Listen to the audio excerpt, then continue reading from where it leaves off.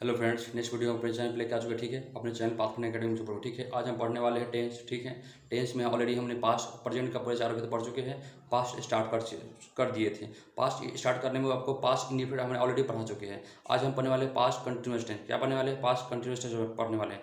Past continuous tense की पहचान क्या होती है, इस पर क्वेश्चन कैसे बनता है, इसका स्ट्रक्चर कैसे होता है और इस पर ट्रिक कैसे होता है और ट्रिक पे क्वेश्चन कैसे बनता है, अभी हम आपको सब कुछ बताने वाले हैं। बस अब ध्यान से देखिएगा वीडियो को शुरू से लेकर लास्ट तक। कोई दिक्कत होगा तो आप कमेंट के जरूर बताइए। ठीक है, देखिए पहले पास्ट कंटिन्यूअस टेंस की पहचान क्या होता है। इसकी पहचान जो होता है, क्रिया पक्ष रहा था, रही थी, रहे थे, रहा था। एक बात हम आपको फिर से बता देना चाहते हैं, ये जो आपको जो बताया जा रहा है, ये क्वेश्चन, ये जो टेंस बताया जा रहा है, ये आपका सिंपल और बेसिक बताया जा रहा है। अभी आपका एडवांस लेवल का आपको मतलब टेंस हम नहीं बता रहे हैं। अभी जो आपका टेंस जो बता रहे हैं, जो भी हम 5-6 वीडियो डाले टेंस पे, ये सब सिंपल ढंग से बताया जा रहा है। आपका बस आपका बेस मजबूत किया जा रहा है। जब आपका बेस मजबूत हो जाएगा तो आपको एडवांस लेवल का फिर अलग इसी टेंस का, इसी पार्ट का एडवांस लेवल भी बनता है, तो आपको फिर वो भी बताएंगे। बस लेकिन पहले सिंपल सीख जाइए, बेसिक ठीक हो जाएगा तो फिर आपको हम एडवांस लेवल भी सिखाएंगे। ठीक है, ठीक है ना। देखिए अब इसको क्वेश्चन टेंस ऑलरेडी हम लिख चुके हैं, जिसकी पहचान बता दी है। पास्ट कंटिन्यूअस टेंस की पहचान क्या होता है, कि जब से रहा था, रहे थे या रहे थे, इसमें कोई दिक्कत नहीं। 1 to 6 ऑलरेडी हमने हिंदी लिख चुके हैं। क्या लिखा हुआ है? हम लोग अंग्रेजी पढ़ रहे थे। पहला क्या है, हम लोग अंग्रेजी पढ़ रहे थे। देखिए तो हम लोग क्या सब्जेक्ट हुआ, अंग्रेजी पढ़ना। क्या अंग्रेजी क्या हो गया? अंग्रेजी आपका मेन वर्ब हो गया। अब रहे थे लास्ट में रहा रही आ गया ना, लास्ट में था थी लग गया। इससे अर्थ ये हो गया, ये जो सेंटेंस है पास्ट कंटिन्यूअस टेंस का सेंटेंस है, कोई दिक्कत नहीं है। अब आगे देखिए दूसरा क्या है। पहला तो पॉजिटिव बन गया, दूसरा क्या बनेगा? निगेटिव बनेगा। अब दूसरा सेंटेंस है, राम क्रिकेट नहीं खेल रहा था। दूसरा सेंटेंस जो है, राम क्रिकेट नहीं खेल रहा था, तो निगेटिव है। देखिए तो राम आपका क्या हो रहा है? राम आपका सब्जेक्ट हो रहा है, क्रिकेट यहाँ पे ऑब्जेक्ट हो रहा है, फिर खेलना क्या हो रहा है? आपका मेन वर्ब हो रहा है। ओके ना, कोई दिक्कत नहीं है। तीसरा देखिए, तीसरा जो सेंटेंस बनता है क्या लगे बनता है। पहला बनेगा सिंपल पॉजिटिव, दूसरा बनेगा सिंपल नेगेटिव। तीसरा जो सेंटेंस हम बनाते हैं वो क्या लग के बनता है, क्योंकि तीसरा सेंटेंस जो होता है विक इंट्रोगेटिव होता है। विक इंट्रोगेटिव के मतलब ये होता है कि साधारण भाव से किसी से क्वेश्चन करना। जैसे क्वेश्चन देखिए, क्या वह गाना गा रहा था, मतलब हम क्वेश्चन किसी से कर रहे हैं, क्या वह गाना गा रहा था, है ना। ये तीसरा नंबर सेंटेंस हो गया। चौथा क्या हो गया, कि क्या वे लोग एक पत्र नहीं लिख रहे थे। ये चौथा सेंटेंस क्या है, क्या वे लोग एक पत्र नहीं लिख रहे थे, तो क्या वे लोग भी हो गया। मतलब क्या आपको भेद हो रहा है कि इंट्रोगेटिव है। कैसा है फिर, कैसे इंट्रोगेटिव है? विक इंट्रोगेटिव है। ओके ना। पत्र लिखना आपको, देखिए पत्र जो आपके यहाँ पे ऑब्जेक्ट है, लिखना क्या है? देखिए जिसके लास्ट में ना आ जाता है, कि किसी भी मतलब वर्ब के लास्ट में ना आ गया, मतलब समझिए वो वर्ब है, वो वर्ब मेन वर्ब है। जैसे लिखना है ना, तो लास्ट में ना आ रहा है ना, पढ़ना लास्ट में ना आ रहा है ना, इसका मतलब सीधा समझिए ये हो गया आपका मेन वर्ब। कोई दिक्कत नहीं है। देखिए मेन वर्ब तो आपको अनलिमिटेड होता है और हेल्पिंग कितने होते हैं? 24 होते हैं। आपको हर वीडियो में बताया जाएगा, इतना बार ना बता देंगे से आपको ऑलरेडी याद ही हो जाएगा। इसको याद करने की आवश्यकता नहीं, बस समझिएगा। फोर्थ देखिएगा, वही है। फिर से देखिएगा 5 नंबर और 6 नंबर, जो ये दो सेंटेंस जो होता है स्ट्रॉन्ग इंट्रोगेटिव, ये भी इंट्रोगेटिव ही है लेकिन स्ट्रॉन्ग में है। 3-4 जो होता है ये भी इंट्रोगेटिव लेकिन वीक इंट्रोगेटिव है। जैसे क्या वो पढ़ रहा है, तो सिंपल ही पूछ रहे हैं। और 5वां 6ठा जो होता है, क्यों आप लोग पढ़ रहे हैं, ये स्ट्रॉन्ग मतलब मजबूती से पूछ रहे हैं, क्यों आप नहीं पढ़ रहे हो, है कि नहीं है। तो ये थोड़ा स्ट्रॉन्ग भावना से, यानी मजबूती भावना से, कठोर भावना से किसी से पूछा जाता है, इसलिए स्ट्रॉन्ग इंट्रोगेटिव है। 5वां क्या हो जाएगा? Strong interrogative positive. इंट्रोगेटिव भी है और पॉजिटिव भी है। तो क्वेश्चन क्या होना है, क्यों वह बाजार जा रहा था। तो कोई क्वेश्चन किसी से कर रहा है, जैसे मान लीजिए कि एक बच्चा से माता क्वेश्चन पूछ रहा है, तुम क्यों बाजार जा रहे हो, तो क्यों मतलब एकदम कठोर भावना हो गया, एकदम स्ट्रॉन्ग भावना से पूछा जा रहा है, इसलिए वहाँ पे क्यों का प्रयोग करते हैं। आप वहाँ पे क्यों की जगह पे कैसे भी कर सकते हो, कब भी कर सकते हो, कोई इसमें दिक्कत नहीं है। पर 6ठा चिन्ह देखिए, कैसे आप लोग नहीं खा रहे थे, तो कैसे यहाँ पे आपका हो गया QW। इसको QW भी हम अपनी भाषा में बोल रहे हैं। बहुत सारी किताब में आपको WH भी बोलता है। क्या मिलता है आपको? WH भी मिलता है। तो आपको WH बोलिए या QW बोलिए, दोनों का अर्थ एक ही निकलता है, बस आपको समझना है। अगर आपको दोनों जानकारी है तो और अति सुंदर है। ठीक है ना।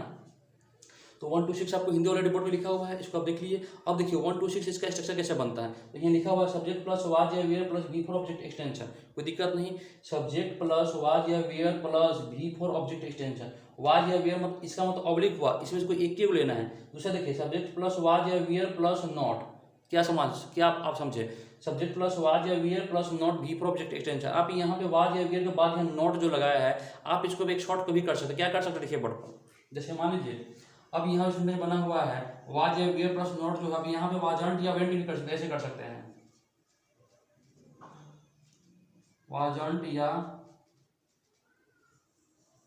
वेरेंट, यानी वाजंट या वेरेंट भी आप कर सकते हैं। यानी ये हो गया आपका शॉर्ट फॉर्म हो गया। आप वाज नोट कीजिए या वाजंट कीजिए, आप वेयर नोट कीजिए या वेरेंट कीजिए, दोनों का अर्थ एक ही निकलता है। बशर्ते क्या होता है, एक साथ जुड़ जाता है वो अलग अलग होता है, लेकिन अर्थ तो एक ही निकलता है ना। कोई दिक्कत नहीं है। तब दूसरा देखिए, सब्जेक्ट हो गया वाज या wear plus subject plus not give object extension हो गया। तीसरा क्या होगा, तीसरा में बस कुछ नहीं करना है, जहां पे सब्जेक्ट था, देखिए यहाँ पे जहां पे सब्जेक्ट था वहां पे चला जाएगा हेल्पिंग वर्ब। क्या चला जाएगा, हेल्पिंग वर्ब। जहां पे हेल्पिंग वर्ब था वहां चला जाएगा सब्जेक्ट। कहने का समझ में आ गया ना। तीसरा में बस कुछ नहीं करना है, जहां पे आपका सब्जेक्ट था वहां चला जाएगा, ये दोनों जो लग रहा है ये आपको हेल्पिंग वर्ब जो है इधर चला जाएगा, जहां पे रहेगा हेल्पिंग वर्ब वहां पे चला जाएगा सब्जेक्ट उठ के तीसरा में। और वही अगर आपको 3 ठो बनाने आ गया ना, या 2 ठो आपको बनाने आएगा, तीसरा बन जाएगा, तब वो चौथा पांचवा छठा आराम से बन जाता है। इतना आसान चीज है, तरीका बता रहे हैं आपको हम। देखिए, तो वाज या वियर प्लस सब्जेक्ट हो गया, बी ऑब्जेक्ट एक्सटेंशन। चौथा में वही करना है, वाज वियर लगा देना है, वाज वियर लगा देना है और सब्जेक्ट के बाद नोट लगा देना है, ठीक है। और पांचवा छठा क्या करना है, क्यू डब्ल्यू लगा दीजिए। तीसरा नंबर जो सेंटेंस पूरा उतारा हुआ वहां पे उतार दीजिए पांचवा में, ओके ना। छठा में क्या करना है, फिर से क्यू डब्ल्यू उतारिए और चौथा नंबर सेंटेंस जो भी है उसको आप आराम से उतार दीजिए। यहाँ पे उतार दिए, कोई दिक्कत नहीं है। तो 1 to 6 स्ट्रक्चर आपको बोर्ड पे चमक रहा है, आप देखिए यहाँ पे। अब यहाँ पे एक समस्या ये आता है, सर वाज कहाँ लगता है, वियर कहाँ लगता है, V4 का मतलब क्या होता है। ऑलरेडी जब भी बताएंगे कंटिन्यूस आपको V4 का मतलब हम आपको समझावे करते हैं, फिर आपको समझा देते हैं। देखिए, वाज जहाँ लगता है जहाँ पे आपका सब्जेक्ट होता है सिंगुलर, वाज वहाँ यूज करेंगे जहाँ पे आपका सब्जेक्ट होगा सिंगुलर। तो वाज क्या होता है, सिंगुलर होता है, हेल्पिंग वर्ब सिंगुलर होता है, ओके ना। अब जब जैसे आपका सब्जेक्ट होगा सिंगुलर तो वाज भी लगेगा वहाँ पे, अगर आपका सब्जेक्ट होगा प्लूरल तो वहाँ वियर लगेगा, कोई दिक्कत नहीं है। अब V4 का मतलब क्या होता है, कोई भी वर्ब में आईएनजी लगा देना है, कोई भी वर्ब में आईएनजी का यूज करेंगे तो मतलब समझाइए वो V4 है, ओके ना, ठीक है। अब 1 to 6 आपको ऑलरेडी यहाँ पे क्या है, हमें स्ट्रक्चर लिख दिया है।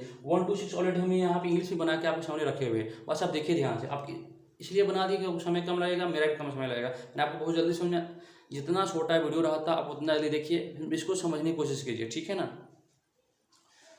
देखिए, हम इंग्लिश जो बनाएंगे, इंग्लिश हमेशा स्ट्रक्चर के बेस पे बनता है। अगर आप इंग्लिश स्ट्रक्चर को फॉलो करते हैं तो हिंदी को बनाना एकदम हलवा खेल हो जाता है, एकदम हलवा हो जाता है। बशर्ते आपको इंग्लिश स्ट्रक्चर समझ में आ जाता है तो कोई भी सेंटेंस हिंदी का आराम से आप बना सकते हैं। आप आराम से इंग्लिश ट्रांसलेट करके अपने आप ऑटोमेटिक आप इंग्लिश बोल भी सकते हैं, कोई दिक्कत नहीं होगा। बस बोर्ड पर देखिए यहाँ पे, देखिए पहले क्या चाहिए, सब्जेक्ट चाहिए। तो सब्जेक्ट क्या है, हम लोग है, तो हम लोग इंग्लिश का तो वी होता है, वी होता है ना।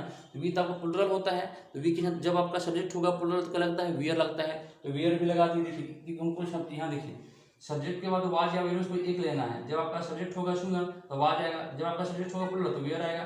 तो सब्जेक्ट मेरा क्या हो गया, वी हो गया। वी क्या होता है, प्लुरल होता है ना, तो क्या लेंगे हम, वियर लेंगे। अब V4 चाहिए तो पढ़ना क्या हो रहा है, पढ़ना। तो पढ़ने के इंग्लिश का होता है, रीड होता है। तो रीड का क्या करेंगे, V4 रीडिंग, क्या करेंगे, रीडिंग करेंगे। तो वी वियर रीडिंग, क्या पढ़ रहे, इंग्लिश पढ़ रहे, तो वी वियर रीडिंग इंग्लिश। पहला सेंटेंस बन गया, कोई दिक्कत नहीं।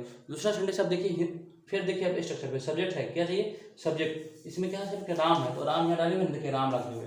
तो वाज या वियर को एक चाहिए। जब आपका सब्जेक्ट रहेगा सिंगुलर तो वाज आएगा, प्लुरल रहेगा तो वियर आएगा। फिर से हम बता रहे हैं, तो आपका सब्जेक्ट राम है तो राम तो किसी का नाम है ना। जब भी किसी व्यक्ति का एक नाम हो तो वाज लेते हैं, जब भी एक से ज़्यादा नाम रहेगा तो वियर लेते हैं, क्योंकि एक नाम होता है तो सिंगुलर होता है, एक से ज़्यादा नाम होता है तो प्लुरल होता है, कोई दिक्कत नहीं है। देखिए, एक से ज़्यादा नाम तो है ही नहीं, यहाँ तो सिंपल एक राम का नाम है तो वाज लेंगे। तो राम वाज हो जाएगा, निगेटिव है तो नोट लग जाएगा, राम वाज नॉट।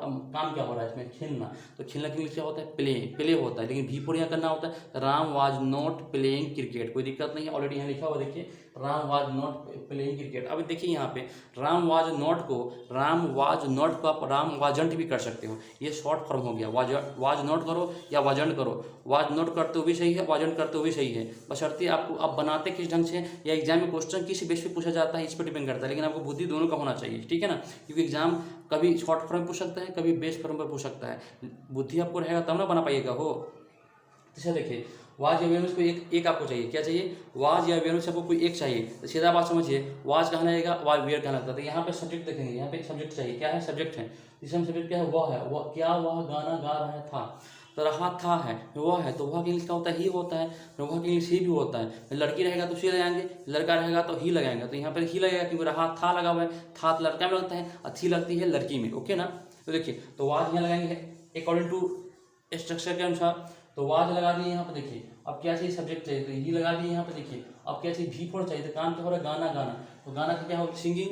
देखिए सिंग मतलब होता है गाना, लेकिन V4 है तो सिंगिंग करेंगे। फिर कौन, एक गाना है तो a song, singing a song, कोई दिक्कत नहीं, 3 सेंटेंस बन गया। चौथा देखिएगा, फिर यहाँ पे वाज या वियर चाहिए। तो वाज या वियर कैसे लगाएंगे, सब्जेक्ट के अनुसार। सब्जेक्ट इसमें क्या है, देखिए वे लोग हैं, तो वे लोग के इंग्लिश क्या होता है, दे होता है। फिर दे तो होता है प्लुरल होता है, तो क्या लेंगे, वियर लेंगे। तो वियर पहले लेंगे, क्या लेंगे, वियर।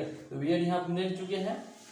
अब क्या चाहिए, सब्जेक्ट चाहिए। तो सब्जेक्ट भी यहाँ पे दे डाल दिए। अब निगेटिव है तो वेयर दे नॉट लगा दिए। अब देखिए यहाँ पे वियर लग गया, आपके हेल्पिंग वर्ब लग गया, दे सब्जेक्ट लग गया, और नॉट भी लगे निगेटिव में, भी फोर भी। अब भी फोर क्या है इसमें देखिए तो लिखना है, क्या है मेन वर्ब इसमें क्या है लिखना है, तो लिखना इंग्लिश क्या होता है राइट होता है, लेकिन भी फोर जो करेंगे तो राइटिंग हो जाएगा, क्या हो जाएगा राइटिंग। फिर एक पद है तो राइटिंग ए लेटर, तो राइटिंग आपको हो गया मेन वर्ब, ए लेटर हो गया आपको क्या हो गया, अब ऑब्जेक्ट हो गया, क्या हो गया आपका ऑब्जेक्ट हो गया। आगे देखिए 5 नंबर क्वेश्चन देखिए, क्यू डब्ल्यू चाहिए, तो इसमें क्या है क्यू, क्यू डब्ल्यू क्या है क्यू है, तो क्यू इंग्लिश क्या होता है वाई होता है, तो क्यू डब्ल्यू लगा दी वाई। अब हमको क्या चाहिए हेल्पिंग वर्ब चाहिए, तो वाज ए लगाना है, तो इसमें कैसे लगाएंगे सब्जेक्ट के अनुसार से, फिर देखेंगे सब्जेक्ट हिंदी में क्या है, वह बाजार जा रहा था, तो वह लगा हुआ है, था लगा हुआ है, मतलब ही है लड़का है, तो वाज लगेगा, तो वाज लगा दी यहाँ पे। अब क्या चाहिए सब्जेक्ट चाहिए, तो ही है तो ही लगा दी यहाँ पे। अब ही फोर चाहिए तो कहाँ जा रहा है, बाजार जा रहा था, मेन काम हो रहा है जाना है ना, तो गो होगा, तो गो का भी फोर जाए गोइंग, कहाँ जा रहा है टू मार्केट, तो गोइंग टू मार्केट, ओके ना। तो 5 सेंटेंस बन गया। लास्ट क्वेश्चन देखिएगा कैसे, क्यू डब्ल्यू हमको चाहिए नहीं यहाँ पे क्यू डब्ल्यू, तो कैसे दिया हुआ है तो हाउ, और वाज ए वेल कोई एक चाहिए तो सब्जेक्ट देखेंगे, इसमें सब्जेक्ट क्या है यू, आप लोग हैं। जब आपको पता चल गया कि इसमें सब्जेक्ट आप लोग हैं, तो आपको क्या चाहिए यू होता है, यू इंग्लिश होता है ना, तो यू हुआ तो क्या लगेगा वियर लगेगा, हेल्पिंग वर्ब क्या लगेगा वियर, तो हाउ वियर यू। अब नोट है तो नोट लगाना पड़ेगा, निगेटिव है नोट लगा दिया, बी फोर क्या आपका होगा खाना खा रहा था ईटिंग, ओके ना।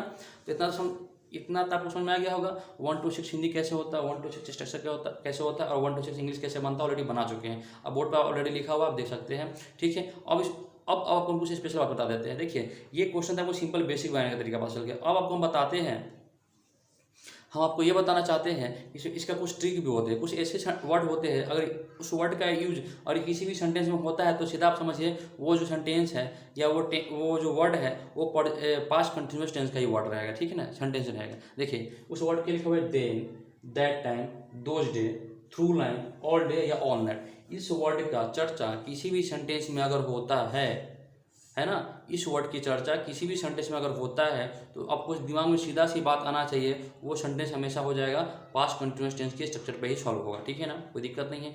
तो एक दो थोड़े एग्जांपल हम आपको समझाने के लिए दिए हैं, आप एग्जांपल को देखिए बोर्ड पर लिखा हुआ है। पहला एग्जांपल है C dash her holiday in Shimla those day. अब ये लिखिए, देखिए लास्ट में क्या लगा दोज डे लगा हुआ है, क्या लगा हुआ है दोज डे, पर यहाँ पे ट्रिक में दोज डे आया हुआ है। इसका अर्थ क्या समझे कि दोज डे का चर्चा हुआ सेंटेंस में, तो ये सेंटेंस हो गया पास्ट कंटिन्यूअस टेंस का, ठीक है ना, ओके ना। अब देखिए क्योंकि सेंटेंस क्या है सिंपल पॉजिटिव में है, ये जो क्वेश्चन पूछा गया है ये क्वेश्चन ये जो सेंटेंस कैसा है सिंपल पॉजिटिव है, इसका स्ट्रक्चर आपको पता होना चाहिए। तो इसका स्ट्रक्चर क्या होता है तो ऑलरेडी यहाँ लिखा हुआ है, फिर आपको बताते हैं। देखिए सब्जेक्ट चाहिए हमको, पहले क्या चाहिए सब्जेक्ट हमको चाहिए, तो सब्जेक्ट ऑलरेडी यहाँ पे सी दे दिया। अब देखिए सी तो आपका सिंगुलर होता है, तो सब्जेक्ट के बाद क्या होता है हेल्पिंग वर्ब वाज या वियर, वाज या वियर में क्या लगेगा वाज लगेगा, क्योंकि वाज क्या होता है सिंगुलर होता है, हेल्पिंग वर्ब सिंगुलर होता है, और सी भी मेरा सिंगुलर है तो सी के साथ क्या आना चाहिए वाज आना चाहिए। सब्जेक्ट प्लस वाज या वियर प्लस भी फोर चाहिए है ना, तो सी के साथ तो वाज चाहिए और उसमें भी फोर चाहिए। तो हम देखते हैं ऑप्शन में वाज भी फोर कहाँ लगा हुआ है, यहाँ देखिए पहला ऑप्शन ये वाज भी फोर लगा हुआ है, दूसरा देखिए वियर तो वेयर होना नहीं है, इसमें सीधे स्पेंड तो ये भी नहीं होना, फिर नॉन तो है ही नहीं, तो पहला ही ऑप्शन क्या होगा इसका सही हो जाएगा, वाज भी फोर ऑलरेडी यहाँ पे लगा हुआ है, कोई दिक्कत नहीं है। लास्ट क्वेश्चन देखते हैं, देखिए मोना, तो मोना फिर आपका सब्जेक्ट हो गया, उसके बाद हमको वाज चाहिए, उसके बाद V4 चाहिए, तो देखो ऑप्शन में वाज तो है लेकिन V4 नहीं, V1 है, तो ये नहीं होने वाला है। वेयर है तो ऑलरेडी नहीं होने वाला, यहाँ देखिए वाज है V4 भी लगा हुआ है, इसका मतलब ये इसका आंसर सी हो जाएगा, आंसर सही, ठीक है ना। अब कैसे समझे कि सेंटेंस पास्ट कंटिन्यूअस टेंस है, क्योंकि यहाँ लास्ट में क्या लगा ऑल डे लगा हुआ है, क्या लगा हुआ है ऑल डे लगा हुआ है, जब ऑल डे लग गया तो सीधा से समझ लीजिए सेंटेंस जो है आपका है पास्ट कंटिन्यूअस टेंस का ही है, ठीक है ना। एक छोटा सा वीडियो था जो आपको बता दी है पास्ट कंटिन्यूअस टेंस बनता कैसे, इसका हिंदी कैसे बनाते हैं, इसका स्ट्रक्चर कैसे बनाते हैं, इसका इंग्लिश कैसे बनता है, ठीक है ना, और ट्रिक के बेस पे क्वेश्चन कैसे बनता है, और ट्रिक के बेस पे क्वेश्चन को पहचानते कैसे, आइडेंटिफाई कैसे करते हैं, ठीक है ना। ये छोटा सा वीडियो है जो हमने आपको पूरा अच्छी ढंग से, छोटा मतलब आपको 11, 12, मैट्रिक 10 तक कोई दिक्कत होने वाला बिल्कुल नहीं है। और आ गई बात कंपटीशन लेवल का, तो कंपटीशन लेवल का जो क्वेश्चन जो टेंस बताया था उसका लेवल कुछ अलग होता है, उसका हम नेक्स्ट कभी हम बनाएंगे उसका वीडियो एडवांस लेवल का, तो उसमें आपको हम बताएंगे कि उस पर क्वेश्चन कैसे बनता है, ठीक है ना। अभी के लिए इतना ही रखते हैं, मिलते हैं फिर नेक्स्ट वीडियो में, तब तक के लिए जय हिंद।